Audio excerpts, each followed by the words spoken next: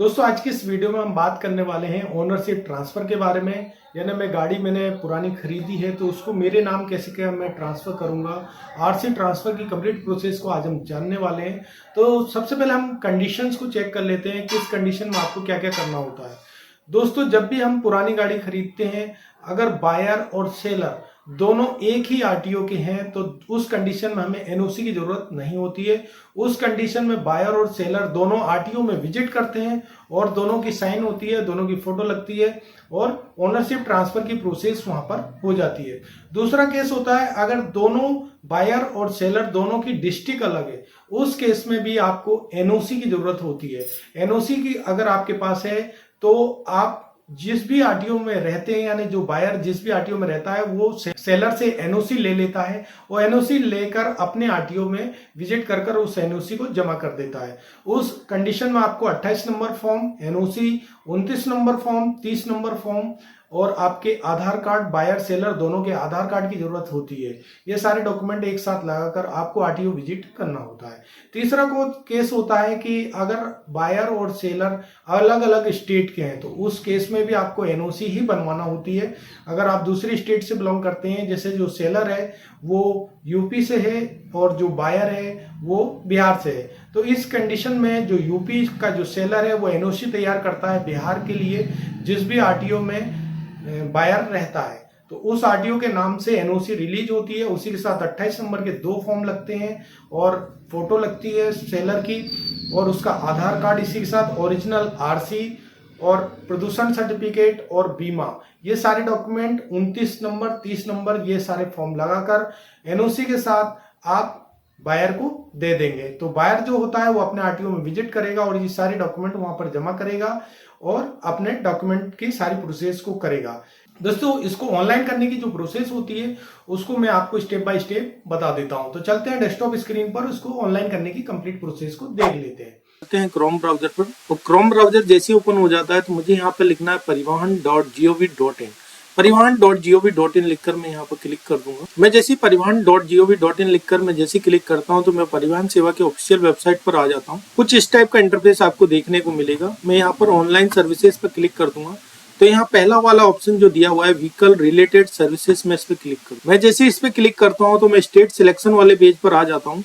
यहाँ मुझे अपनी स्टेट को सिलेक्ट करना होता है और मैं जैसे ही अपनी स्टेट को सिलेक्ट करता हूँ तो मैं रिडायरेक्ट होकर वाहन के पोर्टल पर आ जाता हूँ। कुछ इस टाइप से आपको इंटरफेस देखने को मिलेगा। ये वाहन सिटीजन सर्विसेज वाला ऑफिशियल पोर्टल है। मैं इसमें यहाँ पर व्हीकल रजिस्ट्रेशन नंबर पर क्लिक कर दूँ। मैं जैसे ही व्हीकल रजिस्ट्रेशन नंबर पर क्लिक करता हूँ तो यहाँ ये ऑप्शन स्टार्ट हो जाएगा।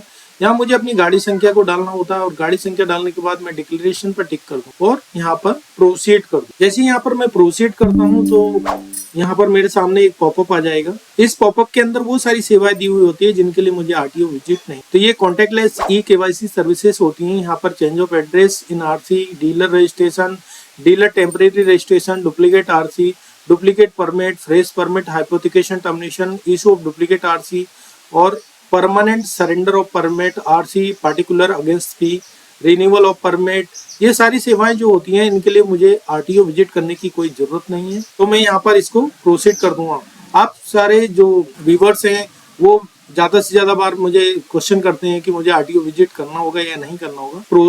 पॉपअप के अंदर अगर आपकी सर्विस दी हुई है तो आपको आरटीओ विजिट नहीं करना। तो मैं इसको यहाँ पर प्रोसीड कर दूंगा। जैसे ही मैं प्रोसीड करता हूँ तो मैं वाहन सिटीजन सर्विस पोर्टल के अंदर आ जाता हूँ और यहाँ पर जो ऑप्शन दिया हुआ है transfer of ownership by seller, मैं इस पे क्लिक कर दूं। मैं जैसे इस पे क्लिक करता हूँ तो यहाँ मुझे डिक्लेरेशन के लिए टिक करना होता है और जैसे मैं टिक करता हूँ तो प्रोसीड का ऑप्शन आ जाएगा। मैं इस पे क्लिक कर दूं। मैं जैसे इस पे क्लिक करता हूँ तो मुझे यहाँ पर 33 नंबर के लास्ट के 5 अंक को डालना होता है।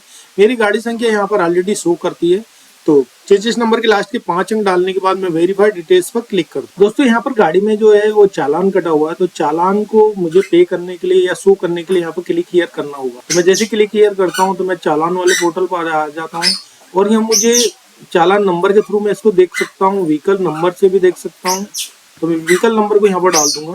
दोस्तों यहाँ पर चालान जो है ऑनलाइन अवेलेबल है, इसलिए मैं इसको पे नाउ का ऑप्शन यूज करके इसको जमा किए दे रहा हूँ ताकि आगे की प्रोसीजर जो ट्रांसफर ऑफ ओनरशिप की है उसको मैं कंप्लीट कर सकूं। इस पर मैं जैसे पे नाउ पर क्लिक करता हूं तो मैं ई वाहन वाले पोर्टल पर आ जाता हूं। यहाँ पर मुझे पेमेंट गेटवे को सिलेक्ट करना होगा मैं इसको सिलेक्ट कर लूंगा, डिक्लेयर कर दूंगा और कंटिन्यू कर दूंगा। मैं SBI ऑनलाइन वाले पेज पर आ जाता हूँ। यहाँ मुझे डिफरेंट टाइप से पेमेंट करने के ऑप्शन दिए हुए हैं, तो मैं यहाँ SBI नेट बैंकिंग को यूज कर लूंगा। अब यहाँ मुझे अपनी यूजर आईडी और पासवर्ड को डालना होता है, उसके बाद मैं यहाँ पर लॉगिन कर दूंगा। अब मैं इसको यहाँ पर ओके करना होगा। यहाँ पर मैं स्क्रॉल करके नीचे आ जाऊंगा, सारी ट्रांजेक्शन को चेक कर लूंगा कितना क्या अमाउंट पे हो रहा है यहाँ पर, और यहाँ पर मैं कंफर्म कर दूँ। जैसे ही मैं कंफर्म करता हूँ तो मेरे रजिस्टर्ड मोबाइल नंबर पर एक OTP भेज दी जाती है। उस OTP को मुझे यहाँ पर डालना होता है। OTP डालने के बाद मैं यहाँ पर कंफर्म कर दूँ। जैसे ही मैं कंफर्म करता हूँ तो यहाँ पर मेरा पेमेंट जो है वो सक्सेसफुल हो चुका है, और यहाँ पर मेरी स्लिप जनरेट होने में कुछ सेकंडों का समय लगता है, तो मुझे यहाँ पर थोड़ा सा वेट करना होगा। यहाँ पर मेरी payment has been received successful show करने लग गया है। अब मुझे यहाँ पर पेमेंट स्लिप को, अगर यहाँ पर स्लिप चाहिए तो मैं यहाँ पर क्लिक कर दूंगा, तो मेरी पेमेंट स्लिप यहाँ पर जनरेट हो चुकी है। इसका मैं प्रिंट आउट भी ले लूंगा, और इसको सेव करके चाहेंगे तो PDF पेजेस सेव कर लेंगे आप,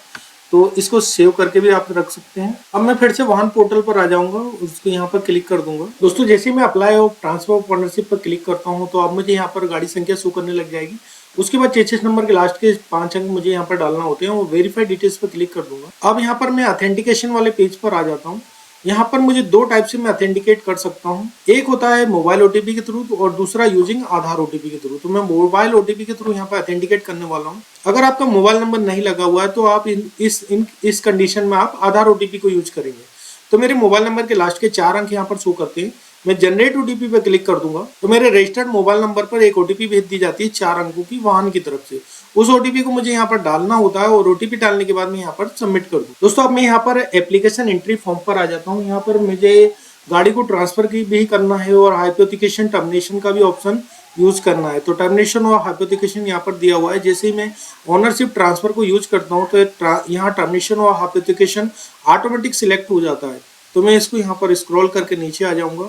अब मुझे यहाँ पर ओनर की डिटेल को भरना होता है जो गाड़ी को खरीद रहा है। तो मुझे जो बायर होता है उसकी डिटेल्स को भरना होता है। अब सेलर की डिटेल को कहीं भी नहीं भरा जाएगा, सिर्फ बायर की डिटेल को भरा जाएगा। दोस्तों यहाँ पर पर्पज की जगह पर सेल ही रहने देंगे। New owner serial number 2 automatic हो जाता है, क्योंकि गाड़ी अब सेकंड बायर के पास जा रही है। अब यहाँ पर मुझे अपना नाम को डालना होगा। उसके बाद यहाँ पर इंडिविजुअल ही रहने देंगे। उसके बाद फादर नेम को यहाँ पर डालना होगा।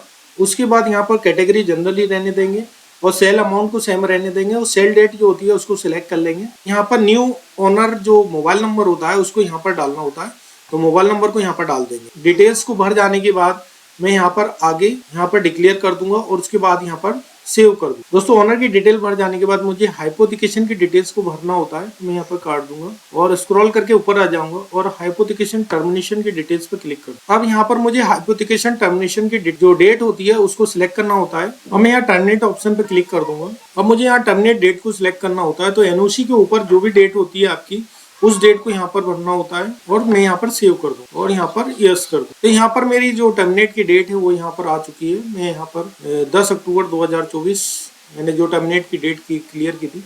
अब उसके बाद मैं स्क्रॉल करके नीचे आ जाऊंगा। यहाँ ऑलरेडी डिक्लेयर है, मैं इसको सेव कर दूँ। अब यहाँ मेरा एप्लीकेशन नंबर जनरेट हो चुका है।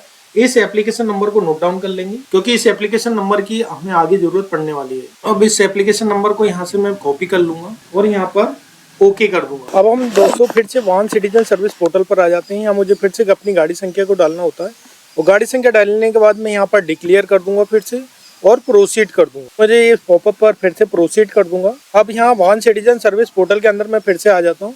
अब मैं transfer of ownership by buyers पर क्लिक कर दूंगा। यहाँ मुझे अपनी एप्लीकेशन नंबर जो मैंने कहा था कि आप नोट डाउन कर लीजिए, उसको यहाँ पर डालना होता है, और वेरीफाइड डिटेल्स पर क्लिक कर दूँ। मैं जैसे वेरीफाइड डिटेल्स पर क्लिक करता हूँ तो यहाँ पर जो बायर होता है उसका मोबाइल नंबर शो करने लग जाता है। मैं यहाँ पर जनरेट OTP पर क्लिक कर दूंगा, तो मेरे रजिस्टर्ड मोबाइल नंबर पर एक OTP भेज दी जाती है। उस OTP को मुझे यहाँ पर डालना होता है, और OTP डालने के बाद मैं यहाँ पर फिर से सबमिट कर दूँ। भेज दिए, चेक करो। दोस्तों अब फिर से एप्लीकेशन एंट्री फॉर्म ओपन हो जाता है। यहाँ पर मुझे फिर से अपनी जो डिटेल्स होती है उसको भरना होता है। पहले मैंने अपनी डिटेल नाम पिता का नाम भरा था, अब यहाँ पर मुझे अपने एड्रेस की डिटेल्स को यहाँ पर भरना होता है। तो यहाँ पर सबसे पहले हाउस नंबर को डालेंगे, विलेज टाउन जिससे बिलोंग करते हैं उसको यहाँ पर डालेंगे, लैंडमार्क या पुलिस स्टेशन को यहाँ पर डालना होता है, और डिस्ट्रिक्ट जो होती है उसको यहाँ पर डालना होता है, पिन कोड यहाँ पर डालना होता है। उसके बाद पैन नंबर अगर आपके पास है तो उसको यहाँ पर डाल देंगे, मेल ID अगर है तो उसको यहाँ पर डाल देंगे। ये दोनों ऑप्शनल होते हैं, अगर आपके पास है तो डाल दें और नहीं है तो कोई दिक्कत नहीं है, इसको एज इट इज रहने दें। अब यहाँ पर करंट एड्रेस भर देने के बाद मैं यहाँ पर परमानेंट एड्रेस की कंडीशन में भी सेम एज करंट एड्रेस कर दूंगा, तो यहाँ भी एड्रेस सेम भर जाएगा। इसको स्क्रॉल करके नीचे आ जाऊंगा, यहाँ इंश्योरेंस डिटेल शो करती है और यहाँ पर पीयूसी कब तक वैलिड है वो भी शो करेगा आपका। और यहाँ पर अब मेरे पेमेंट का ऑप्शन शो करने लग जाता है, फी पैनल, आपको कितना क्या पेमेंट यहाँ पर करना है। तो यहाँ पर मुझे बाइक की कंडीशन में उत्तर प्रदेश में 150 रुपये पे करना होते हैं ट्रांसफर ऑफ ओनरशिप की कंडीशन में। अब इसके साथ मैं हाइपोथिकेशन टर्मिनेशन भी यूज कर रहा हूँ, लेकिन हाइपोथिकेशन ऑफ टर्मिनेशन की जो कंडीशन होती है उसमें यहाँ पर जीरो बैलेंस की फ़ी होती है, तो यहाँ पर मुझे ओनली 150 रुपये ही पे करना होता है। तो मैं यहाँ पर पे नाउ पर क्लिक कर दूंगा और डिक्लेयर करने के लिए यहाँ पर टिक कर दूंगा। अब यहाँ पर कंफर्म डिटेल्स और एडिट डिटेल्स दोनों ऑप्शन आ जाते हैं। अगर डिटेल्स आपकी सही है तो कंफर्म डिटेल्स पर क्लिक कर देंगे। दोस्तों अब मैं पेमेंट गेटवे पर आ जाता हूँ। यहाँ पर अब मुझे पेमेंट गेटवे का ऑप्शन को सिलेक्ट करना होगा, SBI मल्टी बैंक। उसके बाद डिक्लेयर करने के लिए टिक कर दूंगा और कंटिन्यू कर दूंगा। अब दोस्तों SBI ऑनलाइन वाला पेज यहाँ मेरे सामने ओपन हो जाएगा। यहाँ डिफरेंट टाइप से पेमेंट करने के ऑप्शन दिए हुए हैं। मैं डेबिट कार्ड से पेमेंट कर सकता हूँ, अदर बैंक डेबिट कार्ड है उससे भी पेमेंट हो जाएगा। क्रेडिट कार्ड से अगर आप पेमेंट करते हैं और अगर वो SBI का नहीं है तो यहाँ पर क्रेडिट कार्ड के थ्रू 1.77 एक्स्ट्रा चार्ज लगता है। SBI नेट बैंकिंग के थ्रू आप पेमेंट कर सकते हो और अदर बैंक नेट बैंकिंग है तो कुछ अमाउंट आपको एक्स्ट्रा पे करना होता है। तो मैं SBI नेट बैंकिंग को सिलेक्ट कर लूँगा। पर्सनल बैंकिंग वाले पेज पर आ जाता हूँ। यहाँ मुझे यूजर ID पासवर्ड डालकर लॉगिन करना होता है। मैं इसको स्क्रॉल करके नीचे आ जाऊँगा, मेरी पेमेंट की डिटेल्स को मैं चेक कर लूँगा और चेक करने के बाद कंफर्म कर दूंगा। मैं जैसे ही कंफर्म करता हूं तो मेरा जो बैंक से रजिस्टर्ड मोबाइल नंबर होता है उस पर एक OTP भेज दी जाती है। दोस्तों उस OTP को मुझे यहाँ पर डालना होता है और OTP डालने के बाद मैं कंफर्म कर दूंगा। मैं जैसे ही कंफर्म करता हूं तो यहाँ पर मेरा जो पेमेंट है वो सक्सेसफुल हो चुका है। अब मुझे कुछ सेकंडों का वेट करना होता है। मेरी पेमेंट स्लिप जनरेट होने में कुछ सेकंडों का समय लगता है। जो पहली स्टेप्स है वो मेरी कंप्लीट हो चुकी है। 29-30 नंबर फॉर्म और 35 नंबर ये सारे फॉर्म जनरेट हो चुके हैं। प्रिंट रिसिप्ट को मैं क्लिक करूंगा तो यहाँ पर मेरी पेमेंट स्लिप यहाँ पर शो करने लग जाएगी। पेमेंट स्लिप को मैं प्रिंट आउट ले लूंगा क्योंकि मुझे इसको लगाना होता है। दोस्तों मेरी पहली स्टेप्स यहाँ पर कंप्लीट हो जाती है और दूसरी स्टेप में मुझे डॉक्यूमेंट को अपलोड करना होता है। तो मैं अपलोड डॉक्यूमेंट वाले पेज पर क्लिक कर दूंगा और यहाँ पर डिक्लेयर करने के लिए टिक कर दूंगा। और तो दोस्तों यहाँ पर मैं अपलोड डॉक्यूमेंट्स वाले पेज पर आ जाता हूँ। सबसे पहले passport size photo of transferee यानी जो गाड़ी को खरीद रहा है उसकी फोटो को यहाँ पर मुझे अपलोड करना है। तो मैं यहाँ चूज में चला जाऊंगा, उसकी फोटो जहाँ भी होगी उसको मैं सिलेक्ट कर लूँगा। दोस्तों फोटो जो है उसको अपलोड करने से पहले आप इसको रीनेम करना ना भूलें, क्योंकि अगर आप रीनेम नहीं करेंगे तो ये अपलोड नहीं होगी। जैसे मैं फोटो से सिलेक्ट करता हूँ यहाँ अपलोड का ऑप्शन आ जाता है, मैं इस पर क्लिक कर दूँ। जैसे मैं क्लिक करता हूँ तो कंफर्मेशन के लिए मुझे यहाँ पर टिक करना होता है और ओके कर दूँ। तो यहाँ पर फाइल इज अपलोडेड सक्सेसफुली, मैं इसको यहाँ पर काट दूंगा। तो यहाँ मेरा पहला जो पासपोर्ट साइज फोटो अपलोड हो चुकी है। अब दूसरे ऑप्शन में मुझे यहाँ 29 नंबर फॉर्म को सिलेक्ट करके अपलोड करना होता है। तो मैं चूज फाइल में चला जाऊंगा। दोस्तों इस डॉक्यूमेंट को भी मुझे रीनेम करना होता है। फिर से मैं राइट क्लिक मारूंगा और रीनेम ऑप्शन को यूज कर लूंगा। डॉक्यूमेंट को सिलेक्ट मैं जैसे करता हूँ तो यहाँ अपलोड का ऑप्शन आ जाएगा, मैं इस पर क्लिक कर दूंगा और यहाँ पर ओके कर दूँ। तो फाइल इज अपलोडेड सक्सेसफुल, मैं इसको काट दूंगा। अब मुझे यहाँ पर 30 नंबर फॉर्म को अपलोड करना होता है। तो मैं चूज फाइल में फिर से चले जाऊंगा और जहाँ भी 30 नंबर फॉर्म होगा उसको सिलेक्ट कर लूंगा मैं। दोस्तों इस डॉक्यूमेंट को भी मुझे रीनेम करना होगा। कोई भी डॉक्यूमेंट अपलोड करने से पहले इसको रीनेम जरूर करें। डॉक्यूमेंट को मैं जैसे ही सिलेक्ट करता हूँ तो फिर से यहाँ पर अपलोड का ऑप्शन आ जाएगा, मैं इसको अपलोड कर दूंगा यहाँ और ओके कर दूंगा। यहाँ पर मेरा 30 नंबर फॉर्म भी अपलोड हो गया है, मैं इसको काट दूंगा यहाँ। अब मुझे यहाँ पर signed application in form 35 with signature and seal और financier and signature and ownership, तो यहाँ पर मुझे 35 नंबर फॉर्म को यहाँ पर अपलोड करना होगा। दोस्तों अब मैं फिर से चूज फाइल में चला जाऊंगा और यहाँ पर मेरा जो भी डॉक्यूमेंट है उसको मैं रीनेम कर लूंगा फिर से और इसको सिलेक्ट कर लूंगा। डॉक्यूमेंट को मैं जैसे ही सिलेक्ट करूंगा तो फिर से अपलोड का ऑप्शन आ जाएगा, मैं इस पर क्लिक कर दूंगा और यहाँ पर ओके कर दूँ। तो फाइल इज अपलोडेड सक्सेसफुली, मैं इसको यहाँ पर काट दूंगा। अब मुझे proof of address of transferee यानी मुझे अपने आधार कार्ड को यहाँ पर अपलोड करना है। तो मैं चूज फाइल में चला जाऊँगा और जहाँ भी मेरा आधार होगा उसको सिलेक्ट कर लूँगा मैं। दोस्तों जैसे मैं आधार कार्ड को सिलेक्ट करता हूँ तो अपलोड का ऑप्शन आ जाएगा, मैं इस पर अपलोड वाले ऑप्शन पर क्लिक कर दूंगा और कंफर्मेशन के लिए ओके कर दूंगा। तो फाइल यहाँ पर अपलोड हो चुकी है, मैं इस पर यहाँ काट दूंगा। उसके बाद मुझे proof of date of birth के तौर पे भी आधार कार्ड को मैं लगा दूंगा। चूज फाइल में जाके आधार कार्ड को फिर से सिलेक्ट कर लूंगा और यहाँ पर अपलोड का ऑप्शन आ जाएगा, मैं इस पर क्लिक कर दूंगा और कंफर्मेशन के लिए ओके कर दूंगा। तो यहाँ पर मेरा जो डेट ऑफ बर्थ है उसका प्रूफ भी यहाँ पर अपलोड हो गया है, मैं इसको काट दूंगा यहाँ से। अब मुझे यहाँ पर passport size photograph of transferor जिससे गाड़ी मैंने खरीदी है उसकी फोटो को यहाँ पर अपलोड करना होगा। चूज फाइल में चला जाऊंगा। फोटो को सिलेक्ट में जैसे ही करता हूँ तो यहाँ अपलोड करने का ऑप्शन आ जाता है, मैं इस पर क्लिक कर दूंगा और यहाँ कंफर्मेशन के लिए ओके कर दूंगा। तो यहाँ पर मेरी फोटो जो है जिससे मैंने गाड़ी खरीदी है उसकी अपलोड हो गई है, इसको यहाँ पर मैं काट दूंगा। अब मैं स्क्रॉल करके नीचे आ जाऊंगा। अब मुझे एनओसी को यहाँ पर अपलोड करना होता है, यानी 35 नंबर फॉर्म के साथ जो एनओसी का फॉर्म आता है हाइपोथिकेशन टर्मिनेशन वाली, उस एनओसी को मुझे यहाँ पर अपलोड करना होता है। तो मैं चूज फाइल में चला जाऊंगा। चूज फाइल में जाकर मेरी जहाँ भी एनओसी होगी उसको रीनेम पहले कर लेंगे और रीनेम करने के बाद मैं इसको सिलेक्ट कर लूँ। जैसे मैं एनओसी को सिलेक्ट करता हूँ यहाँ अपलोड का ऑप्शन आ जाता है, मैं इस पर क्लिक कर दूंगा और कंफर्मेशन के लिए ओके कर दूंगा। तो फाइल इज अपलोडेड सक्सेसफुली, यहाँ पर मैं काट दूंगा और प्रोसीड फर्दर पर क्लिक कर दूंगा। तो दोस्तों यहाँ पर मेरा सर्वर एरर हो जाने के कारण इस टाइप से शो करने लग जाता है। तो मैं बैक टू होम पेज पर चला जाऊंगा। यहाँ पर व्हीकल रजिस्ट्रेशन नंबर पर फिर से क्लिक कर दूंगा, गाड़ी संख्या को यहाँ पर डाल दूंगा, डिक्लेयर करने के लिए टिक कर दूंगा और यहाँ पर प्रोसीड कर दूंगा। अब मैं फिर से वाहन सिटीजन सर्विस पोर्टल के अंदर आ गया हूँ। अब मुझे अपने उसी स्टेटस पे जाना है। तो सबसे पहले मैं यहाँ पर स्टेटस को ओपन कर लूंगा।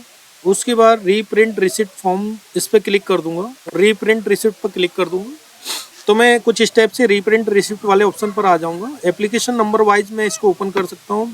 तो सबसे पहले सिलेक्ट ट्रांजेक्शन को ओपन करेंगे, एप्लीकेशन, उसके बाद सिलेक्ट एप्लीकेशन ऑनलाइन सर्विस। अभी आरटीओ एंड पे नहीं गई है, अभी अपने पास ही है। तो एप्लीकेशन नंबर को यहाँ पर मैं डाल दूंगा और यहाँ पर अपना कैप्चा को डाल दूंगा मैं यहाँ पर। और कैप्चा डालने के बाद शो डिटेल्स पर क्लिक कर दूंगा। शो डिटेल्स पर जैसे क्लिक करता हूँ तो मेरा एप्लीकेशन यहाँ पर शो करने लग जाएगा, जो भी मैंने एप्लीकेशन अभी जनरेट किया है। उसके बाद प्रिंट रिसिप्ट पर क्लिक कर दूंगा। जैसे मैं प्रिंट रिसिप्ट पर क्लिक करता हूँ तो मैं फिर से उसी स्टेप पर आ जाता हूँ। यहाँ अपलोड डॉक्यूमेंट वाले ऑप्शन को यहाँ पर मैं ओपन कर लूंगा। तो मैं फिर से उसी ऑप्शन पे आ जाऊंगा और डिक्लेयर करने के लिए टिक कर दूंगा। और तो यहाँ पर मेरा जो डॉक्यूमेंट है वो सारे अपलोड हो चुके हैं। तो यहाँ पर नो रिकॉर्ड्स फाउंड शो कर रहा है। अब प्रोसीड फर्दर पर मैं क्लिक कर दूंगा। अब दोस्तों यहाँ पर मेरी दूसरी स्टेप्स भी कंप्लीट हो चुकी है। तो मैं यहाँ पर फाइनल सबमिट मार दूंगा। तो यहाँ पर एप्लीकेशन सबमिटेड सक्सेसफुली ऑप्शन यहाँ पर पॉपअप में लिख कर आ जाता है। तो मैं इसको होम कर दूँ। अब उसके बाद दोस्तों अब मुझे यहाँ पर अपनी अपॉइंटमेंट को लगाना होता है। तो मैं वाहन के पोर्टल पर फिर से चला जाऊंगा और यहाँ पर मुझे फिर से व्हीकल रजिस्ट्रेशन पर क्लिक कर दूंगा। यहाँ पर गाड़ी संख्या को डालने के बाद डिक्लेयर कर दूंगा और प्रोसीड कर दूंगा। पॉपअप को फिर से प्रोसीड कर देंगे और यहाँ पर जो ऑप्शन दिया हुआ है अपॉइंटमेंट वाला, मैं इस पे क्लिक कर दूंगा। अब इसमें जो पहला वाला ऑप्शन दिया हुआ है बुक अपॉइंटमेंट, मैं इस पे क्लिक कर दूँ। मैं जैसे इस पे क्लिक करता हूँ तो मुझे अपना एप्लीकेशन नंबर को यहाँ पर डालना होता है और एप्लीकेशन नंबर डालने के बाद यहाँ पर मैं कैप्चा डाल दूंगा और कैप्चा डालने के बाद गेट यूजर डिटेल्स पर क्लिक कर दूंगा। दोस्तों आज की इस वीडियो में हमने ओनरशिप ट्रांसफर करने की कंप्लीट प्रोसेस को देखा। इसी के साथ अगर आपका हाइपोथिकेशन टर्मिनेशन की प्रोसेस जो है, हाइपोथिकेशन जो टर्मिनेशन होता है वो फाइनेंस की कंडीशन में अगर गाड़ी को खरीदा हुआ है और उसका अगर लोन चुक चुका है तो लोन की कंडीशन में जो आपकी कंपनी से जहां से भी आपने लोन लिया है उससे एनओसी ली जाती है और इस एनओसी को अपने आरटीओ में जमा किया जाता है। और उसके बाद इसमें 35 नंबर की प्रोसेस होती है। इस 35 नंबर की प्रोसेस में एनओसी और 35 नंबर के 2 फॉर्म होते हैं। आपका आधार कार्ड होता है, ओरिजिनल आरसी, बीमा और प्रदूषण, ये सारे डॉक्यूमेंट एक साथ पंच कर आरटीओ में जमा करने होते हैं। तो इसी के साथ हाइपोथिकेशन टर्मिनेशन की प्रोसेस हो जाती है। इसके कंप्लीट प्रोसेस होने में 5 दिन का लगभग समय लगता है, इससे ज्यादा समय नहीं लगता है। ओनरशिप ट्रांसफर में लगभग 15 डेज का समय लगता है, इससे ज्यादा समय नहीं लगता है, मैक्सिमम टाइम यही होता है। तो दोस्तों स्टेप बाय स्टेप मैंने आपके साथ सारी प्रोसेस को डिस्कस किया है। अगर मेरे बताने का तरीका अगर आपको अच्छा लगता है तो एक लाइक तो बनता है और मेरे चैनल पर अगर आप पहली बार आए हैं तो चैनल को सब्सक्राइब कर बेल नोटिफिकेशन को दबाना ना भूलें और बेल नोटिफिकेशन दबाकर ऑल पर क्लिक करना ना भूलें। Thank you so much.